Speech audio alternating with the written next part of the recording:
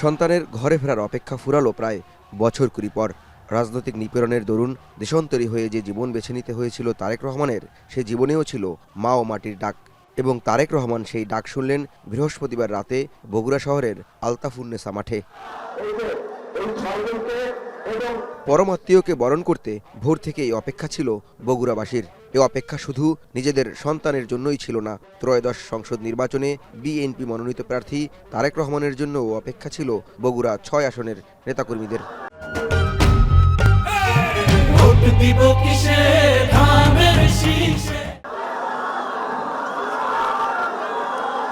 রাত পৌনে ১২টায় তারেক রহমান মঞ্চে প্রবেশ করতেই আবেগ আর আনন্দের মিশ্রণ তৈরি হয় পুরো মাঠ জুড়ে। পিতৃভূমির সে মমতা ছুঁয়ে যায় তারেক রহমানকেও। বক্তব্যেও তাই নিজেকে পরিচয় করিয়ে দেন সন্তান হিসেবে। এলাকার ছেলে দাবি করে বগুড়া ৬ আসনে নিজের জন্য ভোটও চাইলেন তিনি। বগুড়াই শুধু বঞ্চিত ছিল না গত ১৫ বছর ধরে। গত ১৫ বছর বগুড়া তো বঞ্চিত ছিলই, বলা যায় সমগ্র বাংলাদেশে সত্যিকার ভাবে বঞ্চিত ছিল। এই নির্বাচনকে নিশ্চিত করবে আগামী দিনে এই দেশের মানুষের জবাবদিহিতার মূলক সরকার তৈরি হবে কি হবে না। সেই জন্যই আজকে বগুড়াবাসীর কাছে আমার আহ্বান থাকবে, অনুরোধ থাকবে যে এই নির্বাচনটির ব্যাপারে আমাদেরকে অত্যন্ত সিরিয়াস থাকতে হবে। কারণ এই নির্বাচন আমাদেরকে দিক নির্দেশনা দেবে যে আগামী দিনে দেশ কোন দিকে পরিচালিত হবে। দেশকে গড়তে হলে আমাদের সকলকে ঐক্যবদ্ধ থাকতে হবে এবং ঐক্যবদ্ধভাবে আমাদেরকে কাজ করতে হবে।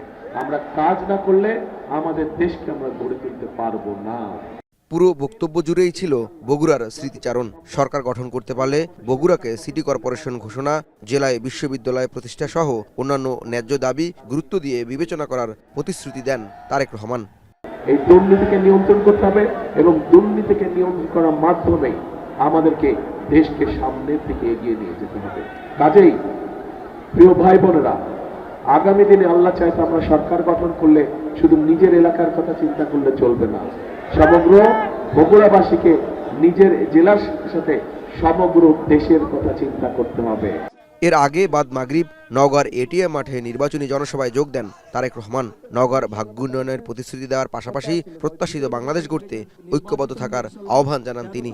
আপনাদেরকে চোখ কান করে রাখতে হবে যাতে ষড়যন্ত্র করে আপনাদের ভোট এদিক ওদিক না করে। ব্যালট বাক্স পাহারা দিতে হবে। এ সময় একটি পক্ষ বিগত ১৭ বছর রাজপথে না থেকে গোপনে আতাত করে চলছিল বলে অভিযোগ করেন তারেক রহমান। আমাদেরকে এই দেশেই থাকতে হবে, এটাই আমাদের শুরু, এখানেই আমাদের শেষ। কাজে এই দেশেই আমাদেরকে থাকতে হবে। একটা তো পালিয়ে গিয়েছে দেশ থেকে, একটা তো পালিয়ে গেছে, কিন্তু আরেকটা পক্ষ আছে যারা এই দুই পক্ষ আবার আগে থেকে একসাথেই ছিল। জাওয়াদ মাহমুদ, এখন বগুড়া। শুরু, এখানেই আমাদের শেষ। কাজে এই দেশেই আমাদেরকে থাকতে হবে।